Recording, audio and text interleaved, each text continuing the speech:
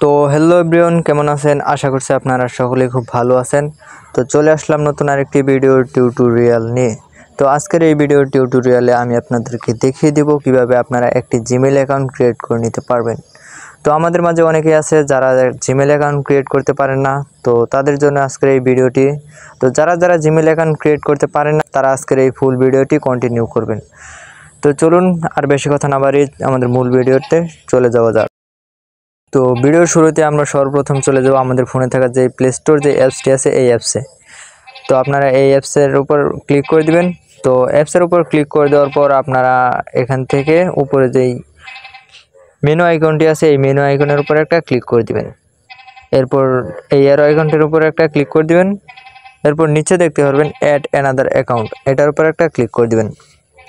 এছাড়া আপনাদের সামনে সরাসরি সাইন ইন যে অপশনটি আছে এই অপশনটি আসতে পারে। তো আপনারা সাইন ইনের উপর একটা ক্লিক করে দিবেন। এরপর আপনাদের সামনে এরকম একটা ইন্টারফেস শো করবে। তো দুটোই সেম প্রসেস, অবশ্য আপনারা কাজটি ভালোভাবে করে নেবেন।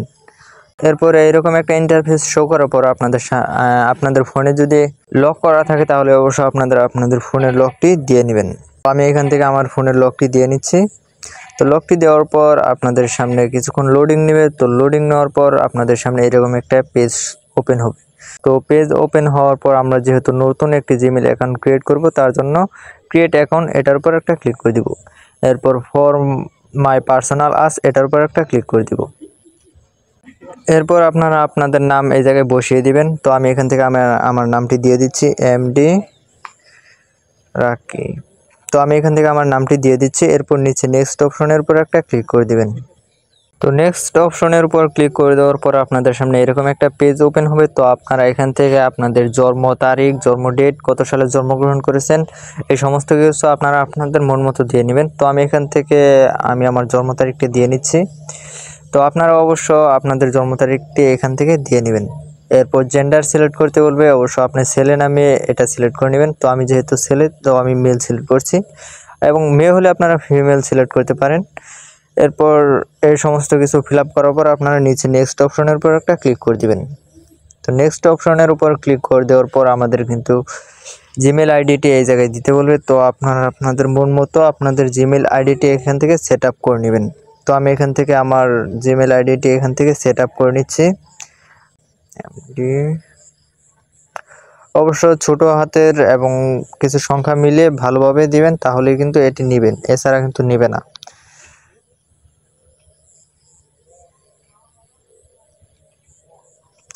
তো দেখতে পাচ্ছেন এখান থেকে নিচ্ছে না। তো আপনারা অবশ্য ঘুরে পেয়েছি আপনাদের মন মতো দিবেন, তাহলে কিন্তু নেবে। হ্যাঁ, আমারটা এখন নিচে। এরপর আপনাদের জিমেল অ্যাকাউন্টের পাসওয়ার্ডটি দিতে হলে তো আপনারা আপনাদের যে পাসওয়ার্ডটি মনে থাকবে এবং যে পাসওয়ার্ডটি ভালো লাগে সেই পাসওয়ার্ডটি আপনারা এখান থেকে দিয়ে রাখবেন। তো আমি এখান থেকে একটি পাসওয়ার্ড দিয়ে নিচ্ছি এখান থেকে।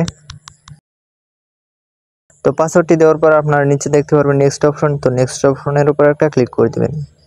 এরপর আপনাদের ফোন নাম্বার চাইলেও যেতে পারে, অবশ্য আমার যেহেতু এখানে ফোন নাম্বারটি চাইনি, তো আমি এখান থেকে নিচে নেক্সট অপশনের উপর একটা ক্লিক করে দিব।